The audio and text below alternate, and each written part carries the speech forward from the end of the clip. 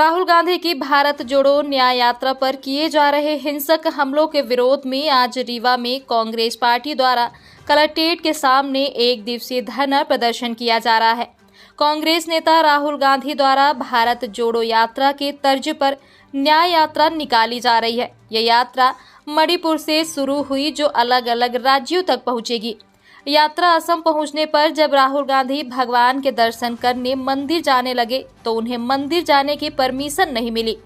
यात्रा के दौरान अन्य तरह की भी अड़चनें आई, जिस पर कांग्रेस ने भारतीय जनता पार्टी पर आरोप लगाते हुए कहा कि न्याय यात्रा से भारतीय जनता पार्टी डर गई है और इसलिए न्याय यात्रा में रुकावट पैदा करने का प्रयास कर रही है।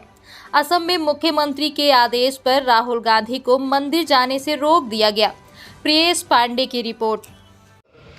हमने भी पूजा की, आपने भी की, और सनातन से जब से मैं पैदा हुआ हूं और जानता हूं, हमारे बाबा दादा भी मर्यादा पुरुषोत्तम राम की पूजा किया करते थे, अनुष्ठान हुआ करते थे, रामचरित के पाठ हुआ करते थे, केवल तर्पण नहीं।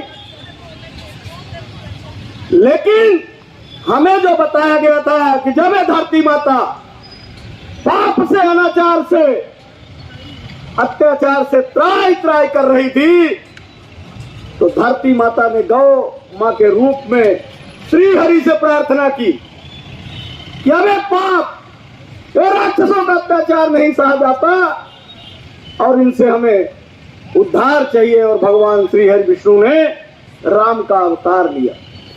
हमारी कांग्रेस पार्टी मुख्यमंत्री कमलनाथ जी के नेतृत्व में बनी और उन्होंने को लगा कि जब श्री हरि विष्णु गौ माता के लिए धरती पे अवतार लिए, तो इन गौ माताओं का संरक्षण होना चाहिए और उसके लिए 38 लाख रुपए की राशि दी गई कि जहां गौ माता का संरक्षण हो। जैसे कपूतों के कारण कई माताएं वृद्धाश्रम में रहती हैं, तो उसी तरह से गाय के लिए आश्रम देने का काम कांग्रेस सरकार ने किया और उस राशि का भी पैसा यहाँ के कि आइए हकीकत देखने चले।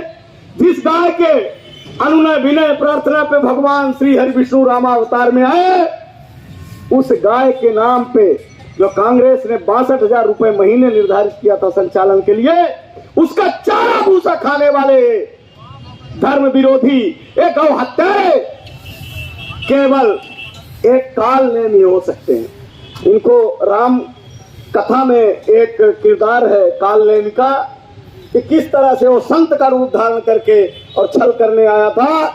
तो ये भाजपा के जो लोग हैं, ये कोई संत नहीं है, काल नेम बन के गाय के नाम का, गौशाला के नाम का पैसा खा रहे हैं।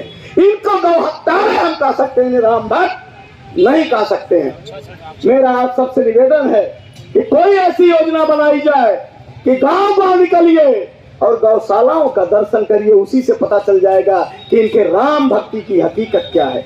इसी के साथ आप सबको भी प्रणाम।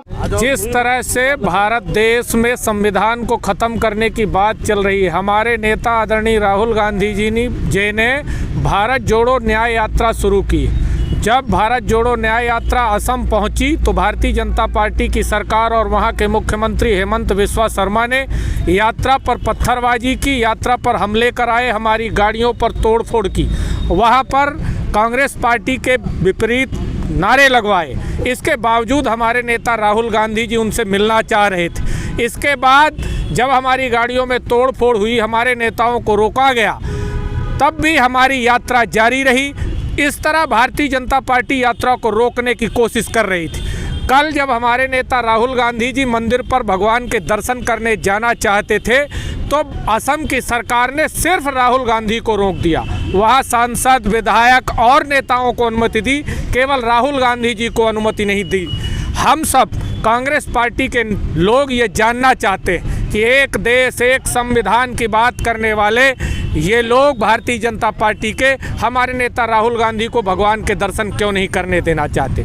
आज हम मध्य प्रदेश के हर जिले में बैठकर इस तानाशाह भारतीय जनता पार्टी नरेंद्र मोदी और हेमंत बिस्वा शर्मा से पूछना चाहते हैं कि क्या भगवान पर तुम्हारा केवल अधिकार है? हम तो ये जानते थे कि हमारे देश में संविधान का राज है और ईश्वर आस्था का केंद्र है।